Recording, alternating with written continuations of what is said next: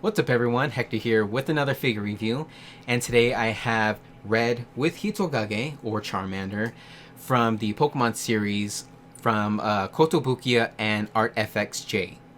So I already have it unboxed.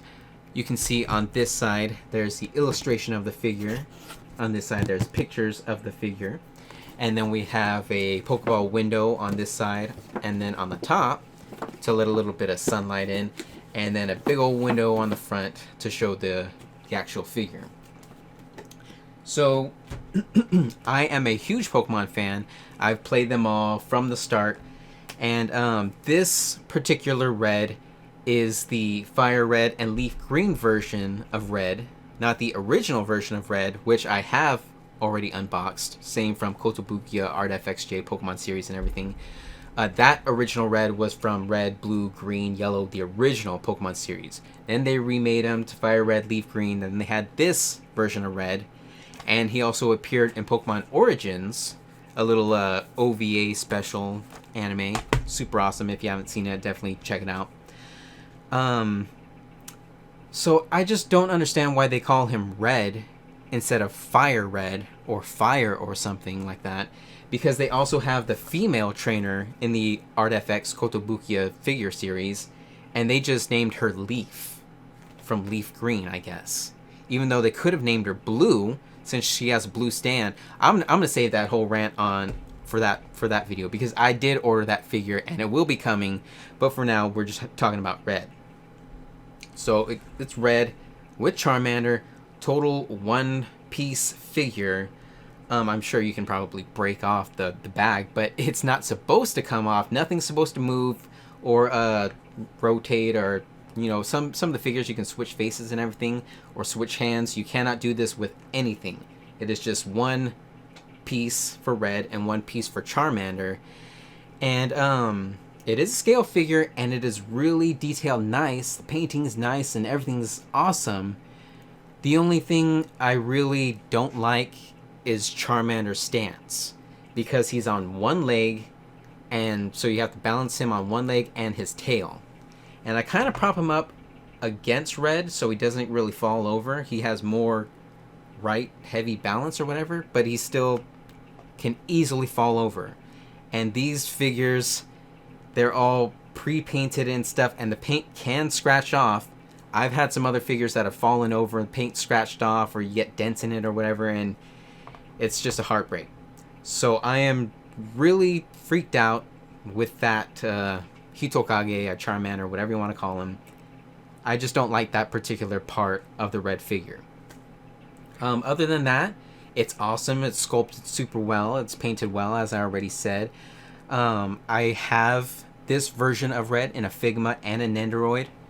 So I've already reviewed them on this channel also.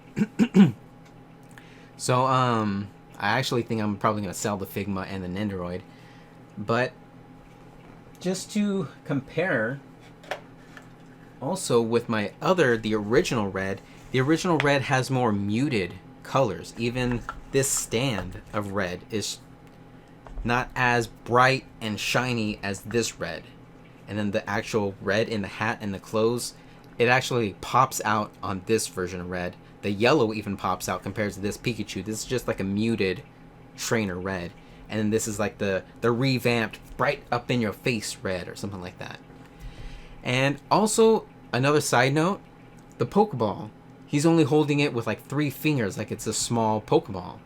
And in the manga, they usually have small Pokeballs like that. And then when you usually look at the game artwork, from like the early artwork games and all that stuff, or the early games and all that, the Pokeball is usually that small. And then just in later iterations, even in the Figma version of that Red, they get a huge Pokeball, just like these Burger King toys. This is more like the standard Pokeball size these days. So the original manga video game version of the Pokeball is just like a little pocket ball, basically, or whatever. But anyways, let's take a deeper look at the figure.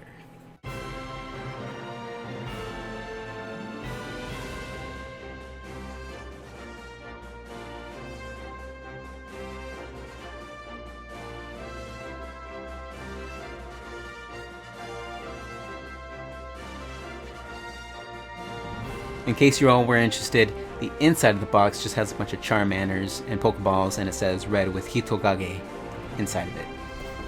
In case you're wondering if you got a bootleg.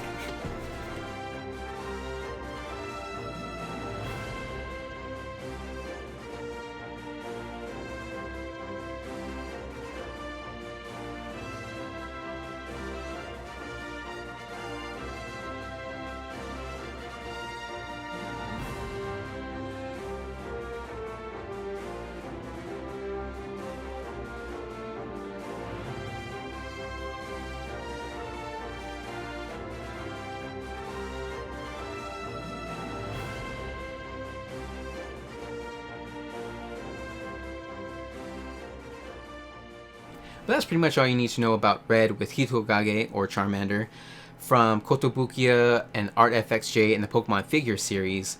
There's several trainers from all the generations of Pokemon games that they have released. I'd really love to buy all of them.